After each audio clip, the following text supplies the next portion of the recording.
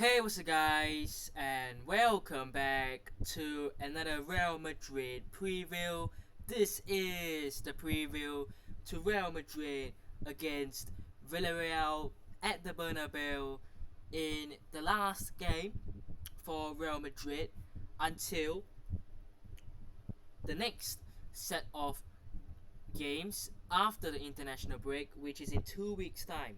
So, the final game, and then for 2 weeks we're gonna go for international break, and then coming back we have got Celta Vigo on the 20th, um, which is basically exactly 2 weeks, and then Dortmund on the 23rd, Barcelona on the 27th, and then you go into a few more big games like Valencia away, Milan at home, um, Osasuna at home before the next set of international breaks again. So, look, coming to this game, a lot of Real Madrid fans have low optimism and confidence in the team after some really poor performances. You have to admit that in the last 3 to 4 games, and let's not make it like it's only the last 3 to 4 games.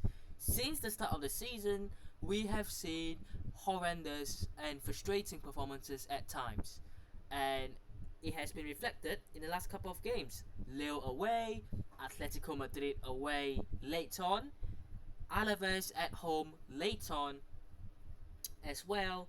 On top of that, at the start of the season with Mallorca and Las Palmas away, it's not been great.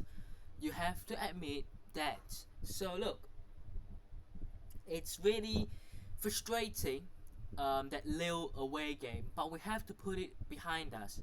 We have to look forward, and I will still hold a high level of expectation, not blindness, not you know, I don't know what I would call it, not hallucinating. Not saying okay we are gonna smash Villarreal, but it is definitely possible that Real Madrid win the game. Definitely.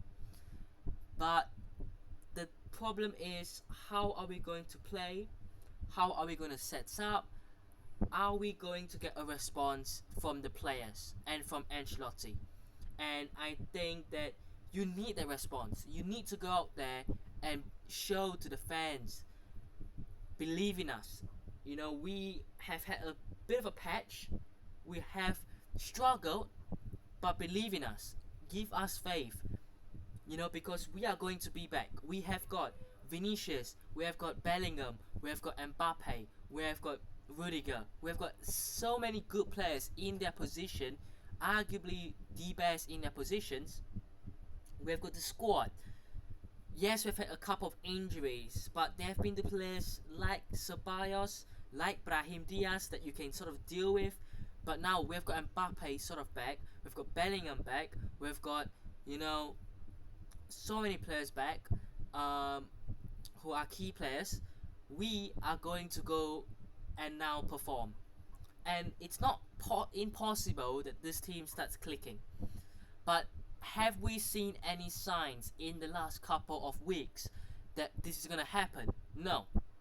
But can this happen? Can things turn around? It can. But will it? And that needs to be answered by the players against Villarreal. What an opportunity to prove yourself. You've got 90 minutes at the Bernabeu. The fans will be there, will be backing the team against Villarreal, whom are a good side. Let's not take away anything from Villarreal. They are third. They have 17 points. Real Madrid have 18. Let's not act like Villarreal are a pushover, because clearly they are, and they have been good, and they have been good enough to get into the top 4 at least for the opening games.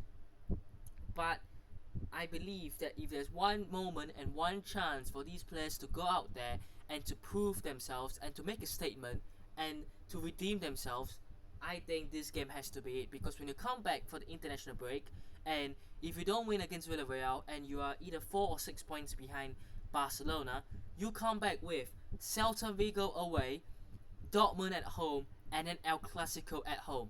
3 massive games, 3 games that are going to be really hard. to prove yourself, it's gonna be hard. So if you can start off now, go for the international break on good form, come back and continue that good form, good run of form, that would be very massive, I believe. But let's talk about Villarreal, because as I said, they are currently third, 17 points. They've had 5 wins, 2 draws, and a loss to start their season off.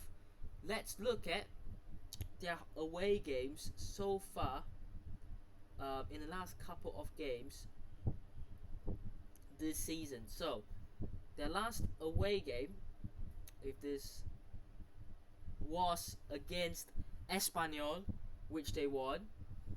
Their only loss this season was against Barcelona at home, where they got absolutely humiliated. They went away to Mallorca and they won, something that we couldn't do. They went away to Valencia and drew. They went away to Sevilla and won. So they've had a very good record away from home. Actually, with that will be 3 wins and a draw. So they've not lost away from home, whereas they have lost at home. But I believe that we could do it. We can do it. And we have to do it. So there's that. In terms of players that I'll be looking at, because I believe there's some very good players. Look, Gerard Moreno. I mean, Moreno has always had good games against Real Madrid in the past. You know, you date back to the 2021, 2020 days. I mean, yeah. They've got Parejo in the midfield. They've got Ilas Akomesh, if I'm not wrong, that's how you say his name. Ayoze Perez is actually at Villarreal. Alex Baena, obviously. We're not going to talk about what happened between him and Valverde. They've got Nicolas Pepe. They've got Tiano Berry. I have no idea who that is. They've got Willy Camboala, ex-Manchester United. They've got Raul Albiol, ex-Real Madrid. Sergio Cardona. Jeremy Pino, very decent wing-back player. They've got Juan Bernat, Denis Suarez. So they've got experienced players who have been heard of before. They've played for decent clubs in the past. So they're going to be a tough team to play against. But I believe that Real Madrid can get the job done. Now look, how would I line Real Madrid up? How would I get the team going? My biggest problem this season has been not Mbappe. We'll get on to Mbappe and the attack in a while. But my biggest problem this season has been the defense. Has been such a letdown compared to last season. And it's not a change in personnel. It's not players getting injured defensively. It's unexplained. It's unexplainable what has happened in the defense. I mean, the back 4 and the back / back 5 has been the same. But it's not gone anywhere near as good as last season. Look, the keeper wise, Courtois or Lunin, they've both been good. Lunin against Lille, his first game this season, the goal, he could have done nothing, is a penalty, and I thought he had a decent game. Courtois this season has been good, so it's not the keeper. Courtois is still out, Lunin starts for me. But my problem is the back 4 with Mendy, Rudiger, Militao, Carvajal. Carvajal has looked really tired for some reason. Militao and Rudiger have made too many mistakes, and Mendy as well. He just hasn't looked the same.